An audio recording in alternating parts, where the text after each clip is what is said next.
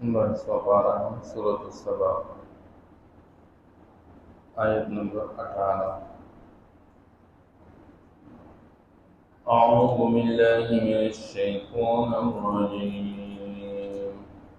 بسم اللہ الرحمن الرحیم۔ ماقبل اللہ جل شانہ نے قوم سبا کے حالات کو بیان فرمایا کہ اللہ جل شانہ نے ان پر باغات کے حوالے سے فراوانی کی تھی۔ ظاہر کے اعتبار سے اللہ جل شانہ نے اچھی معیشت سے ان کو نوازا تھا، پھر ان کی معیشت وہ تجارتی سفر پر موقوف تھا کہ سفر کرتے رہتے تھے اور مال ایک جگہ سے اٹھا کے دوسری جگہ لے کر جاتے رہتے تھے، جسے شام اور فلسطین کے علاقے تھے، اور یہ سمندری سفر کرتے رہتے تھے، اور اللہ جل شانہ نے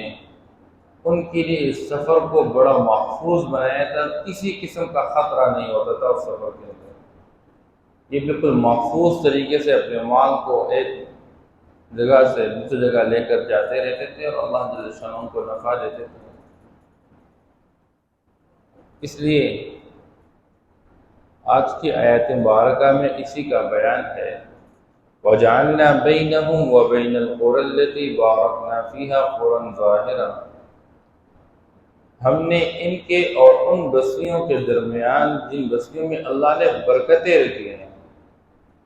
کچھ ظاہری بستیاں اور بنا کے رکھی تھیں،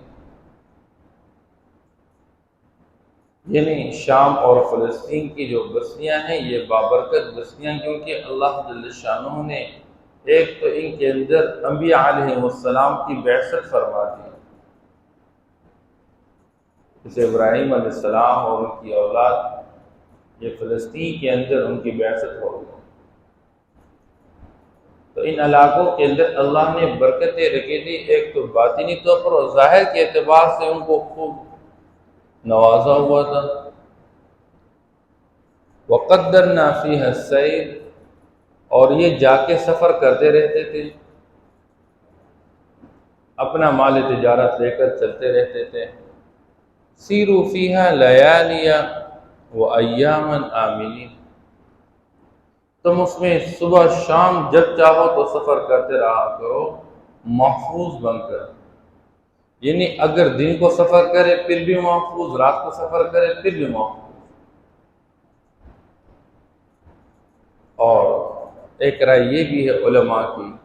کہ ان کا تجارتی سفر اتنا زیادہ ہو گیا تھا کہ صبح شام ان کے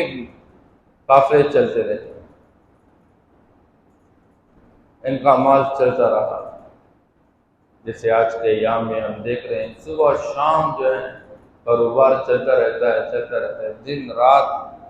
مال چلتا رہتا ہے، گاڑیاں چلتی رہتی ہیں، جہازوں کے اندر مال چلتا رہتا ہے۔ ایسے اس زمانے کے اندر ان کے کاروباری حوالے سے تجارتی جو حالات تھے وہ صبح شام چلتے رہتے تھے، دن رات ان کا نظام چلتا رہتا تھا،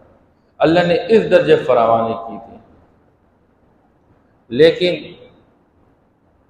اللہ فرماتے ہیں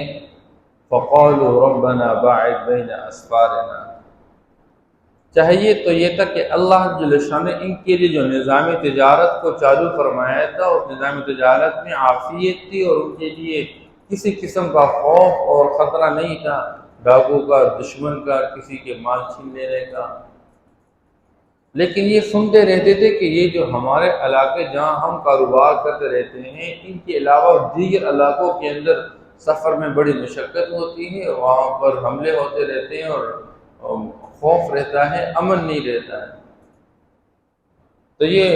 بجائے شکر ادا کرنے کے اور صبر کرنے کے کہنے لگے وَقَالُوا رَبَّنَا بَاعِدْ بَيْنَ أَسْفَارِنَا، ہمارے اس سفر کو اللہ اور بھی دور کیجئے،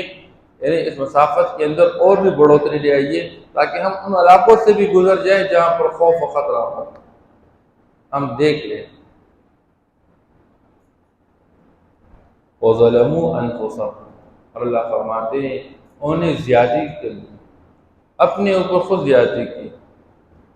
اس لیے فَجَعَلْنَاهُمْ أَحَادِيثَ، ہم نے ان کو افسانے ہی بنا دیے، بس ان کے لوگ تذکرے ہی کرتے رہے، وَمَزَّقْنَاهُمْ كُلَّ مُمَزَّقٍ، اور ہم نے ان کو ٹکڑے ٹکڑے کر دیا۔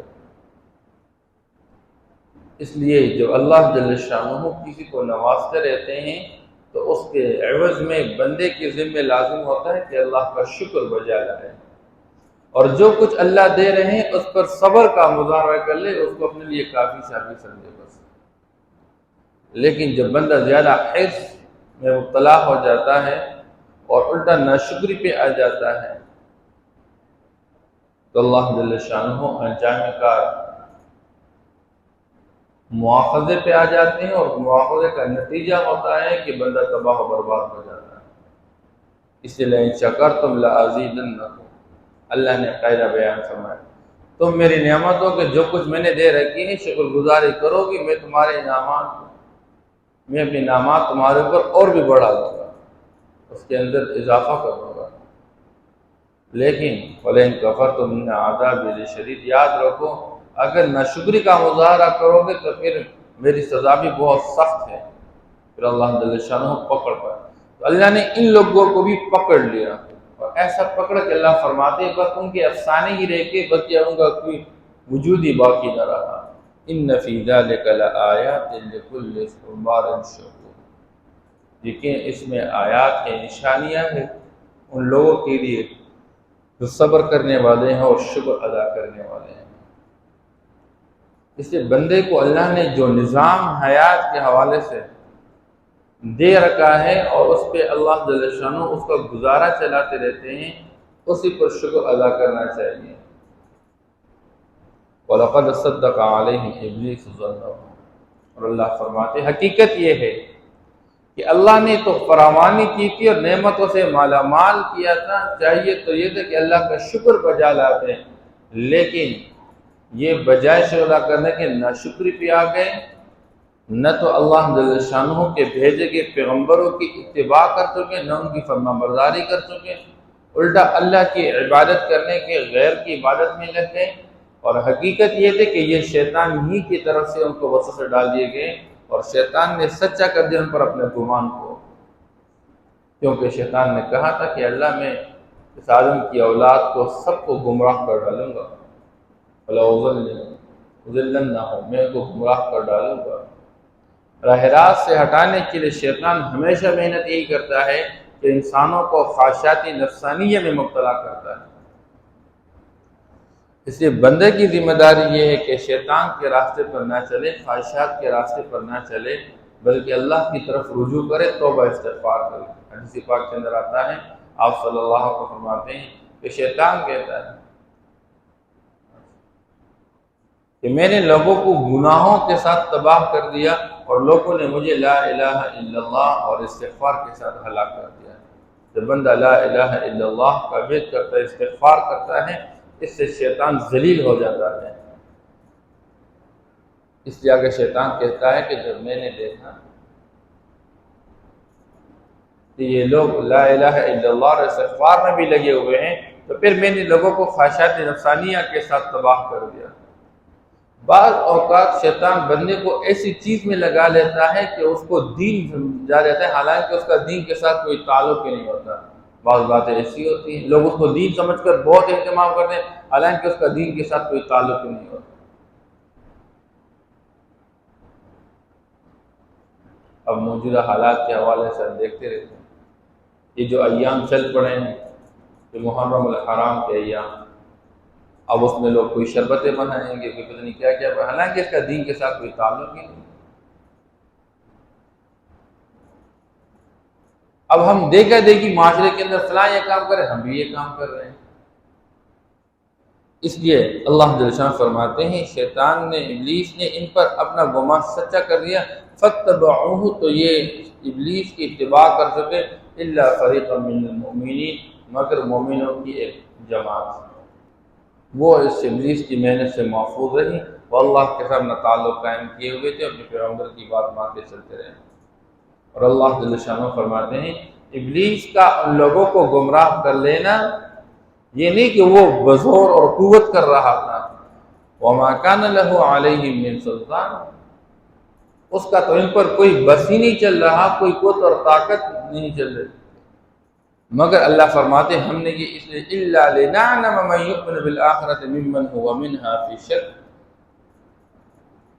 ہم نے ابلیس کو جو مسلط کر دیا اور وہ جو وسوسے ڈال رہا ہے اور کچھ نہیں کر رہا ہے، بس ان لوگوں کو الگ کرنے کے لیے، ظاہر کرنے کے لیے ان لوگوں سے کہ کون آخرت پر ایمان لانے والا ہے اور کون آخرت پر شک میں پڑا ہوا ہے۔ تو جو آخرت پر یقین رکھتا ہے کہ موت کے بعد ایک زندگی ہے اور اللہ کے سامنے پیش ہونا ہے، اللہ ہم سے حساب و کتاب لے گا ہماری زندگی کا، تو وہ لوگ کبھی شیطان کی مانگ کے نہیں چلتے ہیں، وہ قیامت کے دن کو سامنے رکھتے ہوئے چلتے رہتے ہیں۔ کاروبار کے میدان میں، مارکیٹ میں عمومی طور پر بندہ کب تباہ ہو جاتا ہے، یہ اللہ جل شانہ نے قرآن مجید کے اندر بیان فرمایا وَيْلٌ لِّلْمُطَفِّفِينَ الَّذِينَ إِذَا اكْتَالُوا عَلَى النَّاسِ يَسْتَوْفُونَ وَإِذَا كَالُوهُمْ أَوْ وَزَنُوهُمْ يُخْسِرُونَ أَلَا يَظُنُّ أُولَٰئِكَ أَنَّهُم مَّبْعُوثُونَ لِيَوْمٍ عَظِيمٍ يَوْمَ يَقُومُ النَّاسُ لِرَبِّ الْعَالَمِينَ۔ مارکیٹ میں لوگ جو تطفیف کرتے ہیں، مال بتاتے کچھ اور ہیں، دیتے کچھ اور ہیں، کبھی معیار کمزور کر چکے اور کبھی مقدار میں کمی کی، یہ کیوں کرتے ہیں؟ اپنے لیے پورا پورا لیتے ہیں، لیکن جب دوسروں کو دیتے ہیں تو وزن میں، چیز میں دو نمبری کرتے ہیں۔ کیوں کرتے ہیں؟ اللہ فرماتے ہیں کیا ان لوگوں کو گمان نہیں ہے کہ ایک دن بہت بڑا دن مقرر شدہ ہے جس دن ان سب کو اٹھایا جائے گا رب العالمین کے سامنے۔ جب بندہ آخرت کا تصور کھو بیٹھتا ہے تو پھر یہ دنیا کے اندر دو نمبری کرتا ہے، اور جب بندے کے دل میں آخرت کا تصور رہتا ہے یہ کبھی بھی دو نمبر نہیں کرے گا۔ اس کے مارکیٹ میں بیٹھنے والا بندہ خصوصی طور پر آخرت کا زیادہ سے زیادہ تذکرہ کرتے رہا کرے اور قیامت کو بار بار اپنے سامنے رکھیں کہ میں نے مرنے کو قیامت کے اللہ کے سامنے پیش ہو، میں نے جواب دینے لگا۔ اس لیے اللہ فرماتے ہیں ہم نے اس لیے کیا، وَرَبُّكَ عَلَىٰ كُلِّ شَيْءٍ حَفِيظٌ، اور تیرا رب ہر چیز پر حفاظت کرنے والا ہے، وہ محافظ ہے۔ وَجَعَلْنَا بَيْنَهُمْ وَبَيْنَ الْقُرَى الَّتِي بَارَكْنَا فِيهَا، اور بنا دی ہم نے ان کے اور ان بستیوں کے درمیان جن میں ہم نے برکت رکھی ہے، قرآن ظاہرۃ، ظاہر کی کچھ بستیاں، وَقَدَّرْنَا فِيهَا السَّيْرَ، اور ہم نے اندازہ کر دیا اس کے اندر مسافت کو، یعنی سفر کو، چلنے کو، سیروا فیہا لیالی وایاما آمنین، تم چلو اس کے اندر دن رات محفوظ ہو کر۔ فقالوا ربنا باعد بین اسفارنا، پس کہنے لگے اے ہمارے رب ہمارے سفر کے اندر کوئی اور طول بھی دے دے، بعد پیدا کر دے۔ وَظَلَمُوا أَنفُسَهُمْ، اور اپنے اوپر ظلم کر چکے، فَجَعَلْنَاهُمْ أَحَادِيثَ، ہم نے ان کو افسانہ ہی بنا دیا، وَمَزَّقْنَاهُمْ كُلَّ مُمَزَّقٍ، اور ہم نے ان کو ٹکڑے ٹکڑے کر دیا۔ إِنَّ فِي ذَلِكَ لَآيَاتٍ لِكُلِّ صَبَّارٍ شَكُورٍ، یقیناً اس میں نشانی ہے ہر صبر کرنے والے، شکر کرنے والے کے لیے۔ وَلَقَدْ صَدَّقَ عَلَيْهِمْ إِبْلِيسُ ظَنَّهُ، اور یقیناً ابلیس نے ان پر اپنے گمان کو سچا کر دیا۔ فَاتَّبَعُوهُ، پس وہ اس کی اتباع کر چکے، إِلَّا فَرِيقًا مِّنَ الْمُؤْمِنِينَ، مگر مومنوں کی ایک جماعت۔ وَمَا كَانَ لَهُ عَلَيْهِمْ مِنْ سُلْطَانٍ، اور اس کا ان پر کوئی بس نہیں چل رہا، الا مگر یہ کہ لِنَعْلَمَ مَن يُؤْمِنُ بِالْآخِرَةِ مِمَّنْ هُوَ مِنْهَا فِي شَكٍّ، مگر یہ کہ ہم جدا کر لیں ان لوگوں کو جو آخرت پر یقین رکھتے ہیں ان لوگوں سے جو شک پڑے ہوئے ہیں آخرت کے بارے میں۔ وَرَبُّكَ عَلَىٰ كُلِّ شَيْءٍ حَفِيظٌ، اور آپ کا رب ہر چیز کا نگہبان ہے۔ صدق اللہ۔